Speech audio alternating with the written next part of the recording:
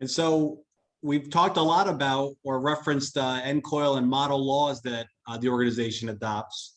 So can you think of a favorite model law or maybe a most interesting model law that was adopted during your involvement, whether you served as a sponsor or co-sponsor or someone else did? Well, I think the contemporary one was Senator Bob Hackett working on issues of handheld devices while driving, sort of a life safety issue. I think that's a very contemporary issue that has ramifications for so many people. And because it is also so cutting edge, I think that's a great topic.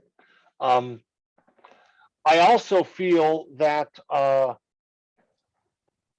the conversation we've been having in NCOIL for several years, starting back with Travis, but continuing about incorporation by reference, delegation, us being more effective in tracking what our code administrators in our various states are doing, how they're doing their job.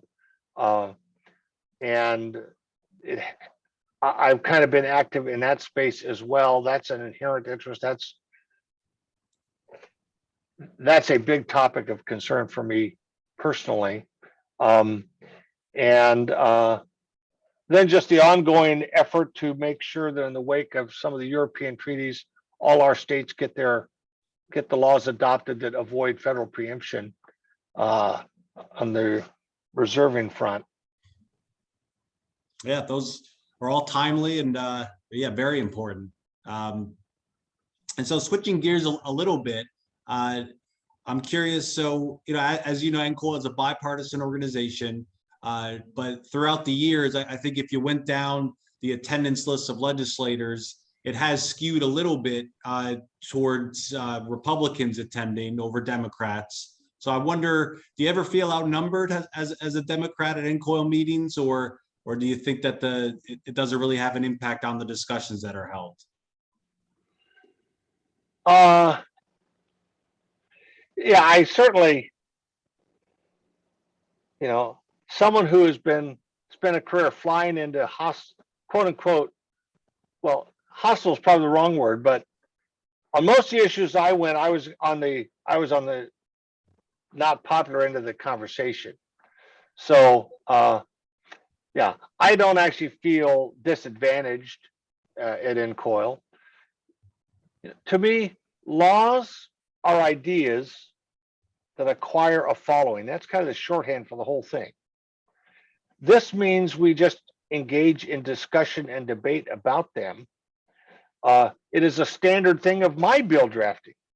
I can sit down and draft a bill. I've done it time without number in my career.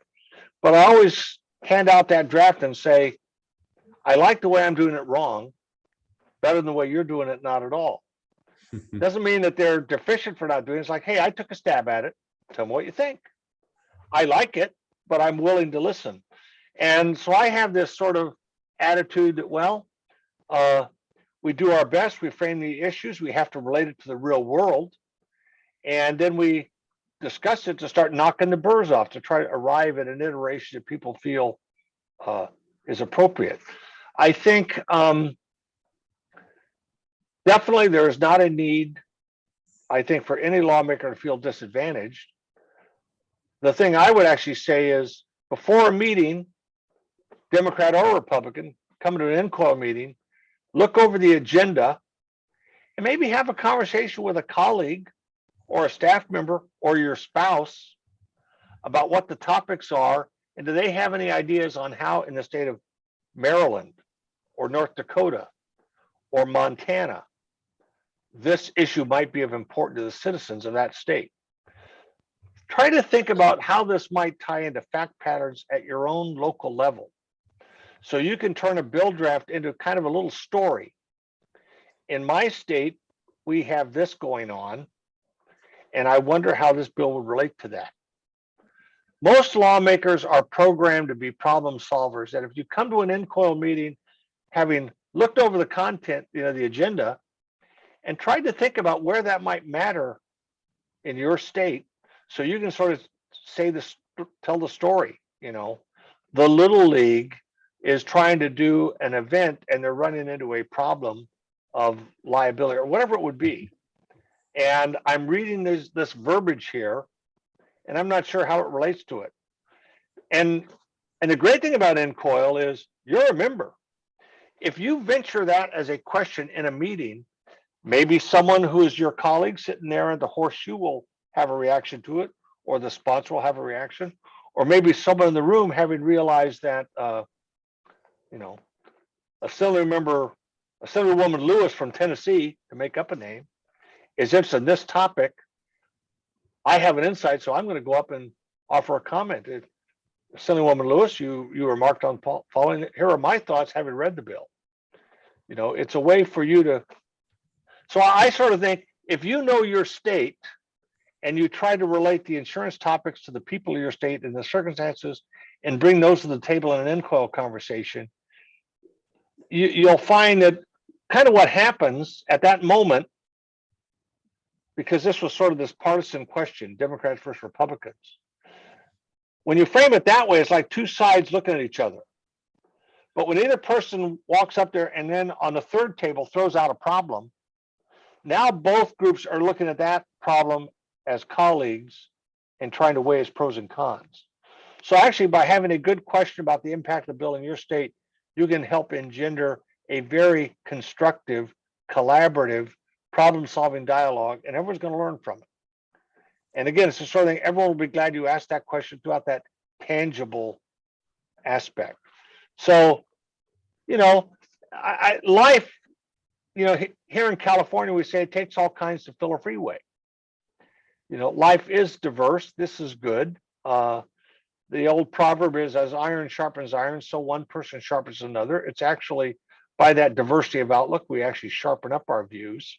And I think NCOIL, you know, it's like the divergence is not a problem. It's actually a strength.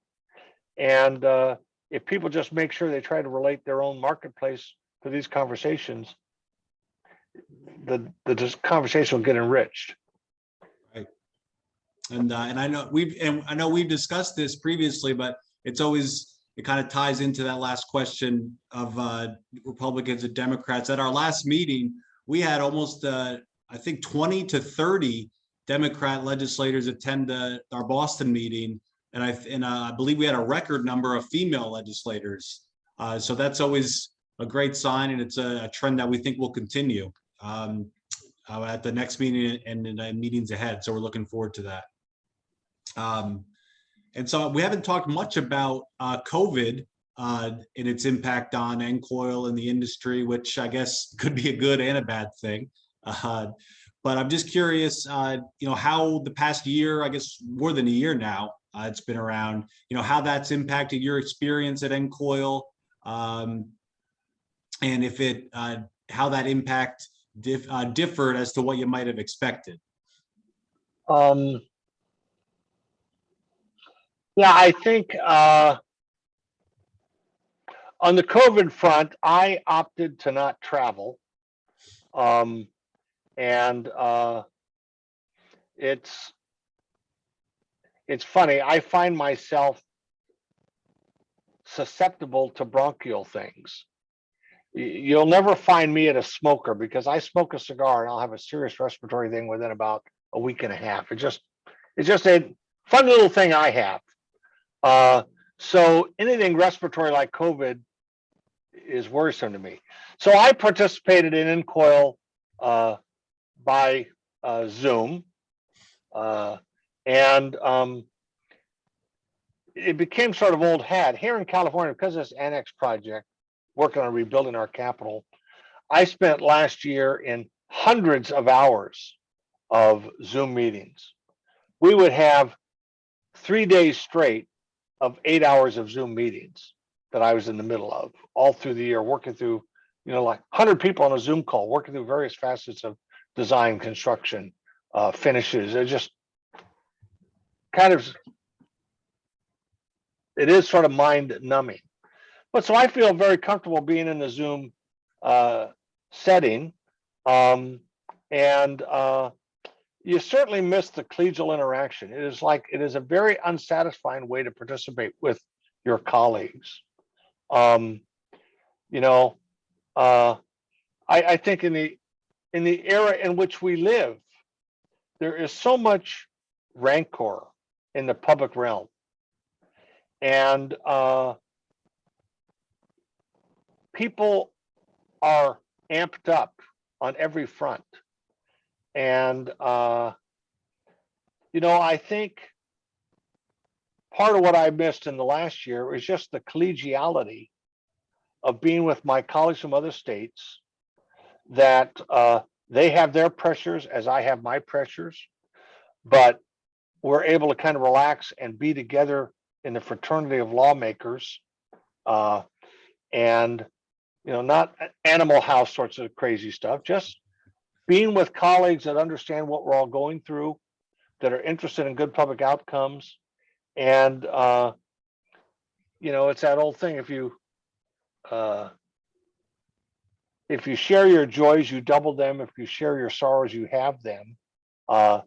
Just being with colleagues that you can relax and enjoy.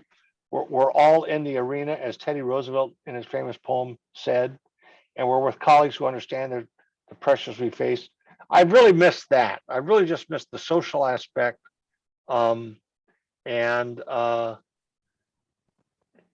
it's, so many places you go, you are the member, and people interact with you a little bit differently. And that's not so much true when you're with your colleagues from other states. So that's a terrific thing. That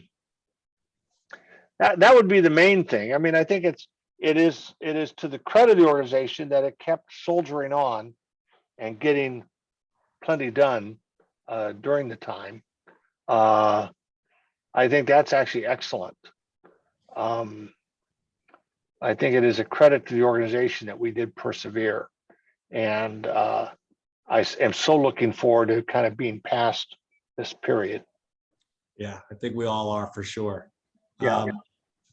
And so you did mention how, nowadays everyone is so amped up, and you really do see a lot of, seems more and more partisan politics, especially at Congress. So I'm curious, do you see that happening at all, or more so in the California legislature? And then have you seen that creep in at all to NCOIL?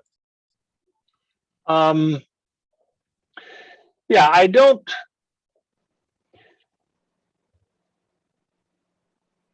Yes and no. In California, since 2012, we have maintained a 2/3 margin of Democrats to Republicans in both houses. So there is a sense in which a lot of stuff can be done by the majority party with relative ease, because they can put up 2/3 votes if the issue is a big one.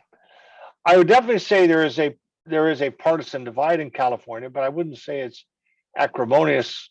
But with these lopsided majorities, that it just sort of changes the conversation, because as a majority party, there's so much we can do.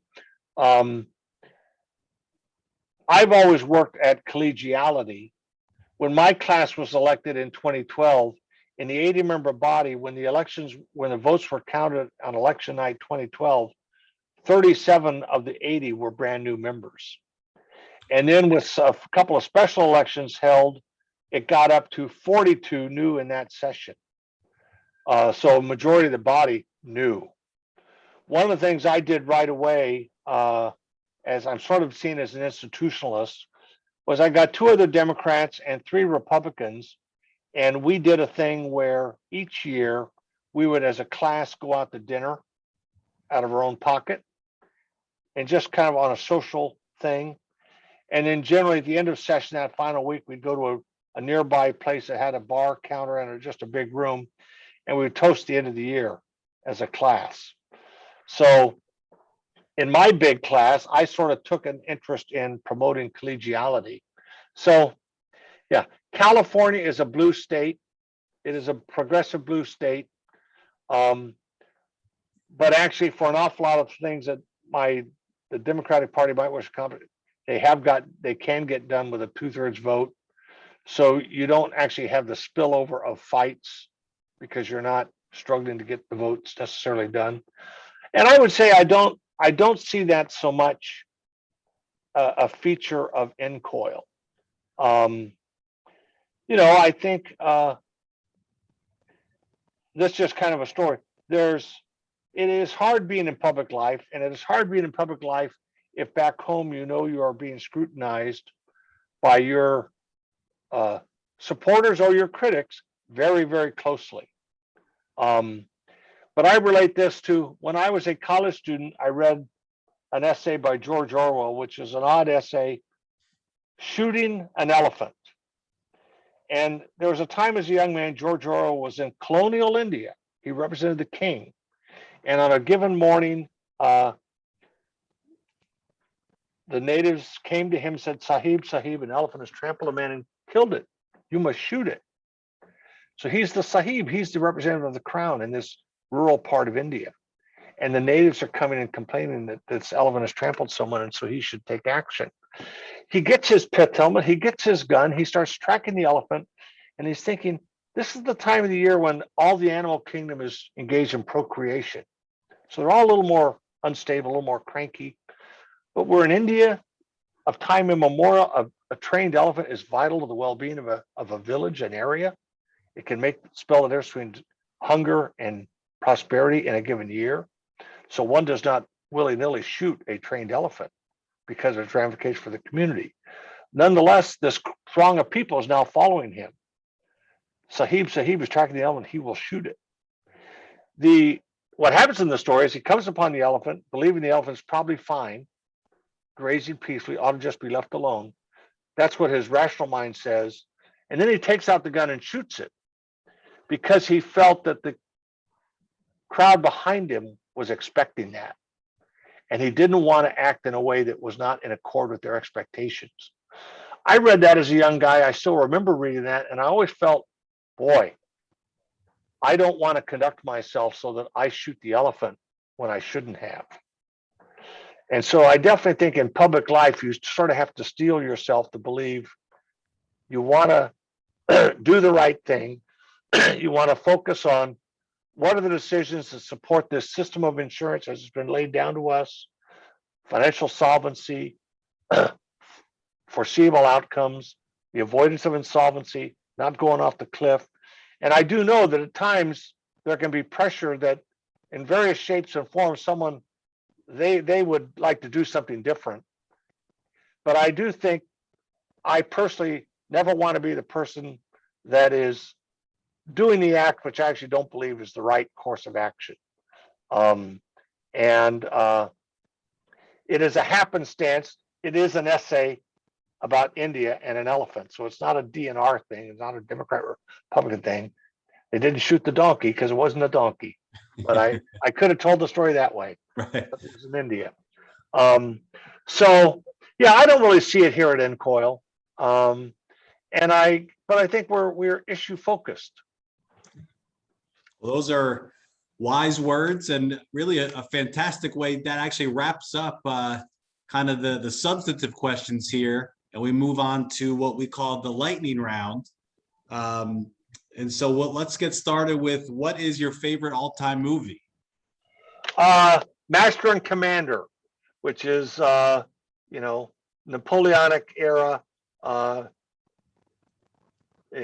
commander of a British frigate. Great movie. Sure. How about all-time book or musical artist, or both? Yeah, well, this is going to be sort of weird. The Responsive Chord by a guy named Anthony Schwartz, which is actually about communication, which is a book I read in the 70s and has influenced my whole career. Everything I've done in public life, my whole approach to communication is founded upon his book, The Responsive Chord. There you go. Oh. Yeah. How about the favorite all-time TV show? That would be the Mary Tyler Moore Show, because my wife loved Mary Tyler Moore. And as a young couple, we watched it all the time at our little flat in Berkeley. And of course, Lou Grant passed away this year. The guy who played Lou Grant, Ed Asner. Yeah, that was Betty White, Ed Asner, Mary Tyler Moore. Anyway, that's to be the favorite show. Sure. And then lastly, 3 dinner party guests, living or dead. I would say Peter Drucker, a guy named Daniel Yankelevich, who wrote a book called Making Democracy Work in a Complex World. Anyway, he was a former pollster. Very interesting book. I got it autographed by him. And then probably Jerry Brown.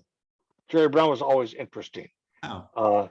Peter Drucker, of course, was the father of modern management, has a lot to say, and was very influential in my own career.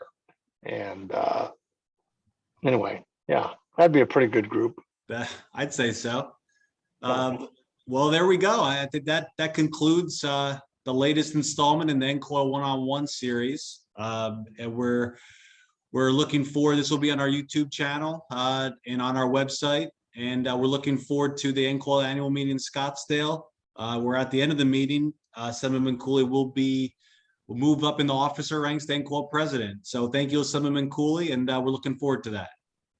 Thank you very much. Thanks for your time, General Counsel Malofchik. It's a great opportunity to work for a great organization that we both have in front of us. Well said. Thank you.